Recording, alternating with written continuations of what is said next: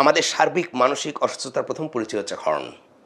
গোটা বিশ্বের কোনো শহরে এইভাবে হর্ন বাজানো হয় না, এবং এই হর্ন বাজানোর ক্ষেত্রে আইন আছে, কিন্তু বাট কোনো আইনের প্রয়োগ এখানে হয় না। এই যে আচরণগত দিক তো আমাদের আছে, আমরা অসুস্থ হয়ে যাচ্ছি, এর নেপথ্যে আসলে অনেকগুলো কারণ তো আছে, আমরা জানি।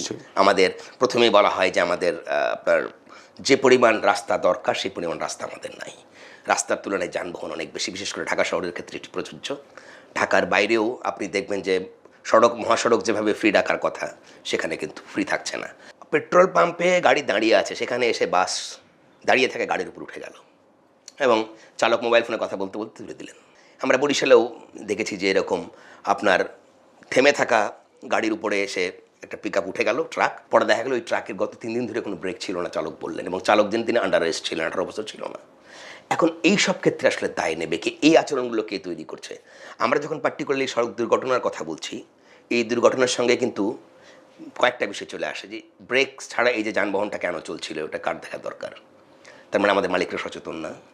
আবার তিনি আন্ডার আরেস্ট একজন ড্রাইভারকে দিয়ে গাড়ি চালাচ্ছেন, সেটা কেন?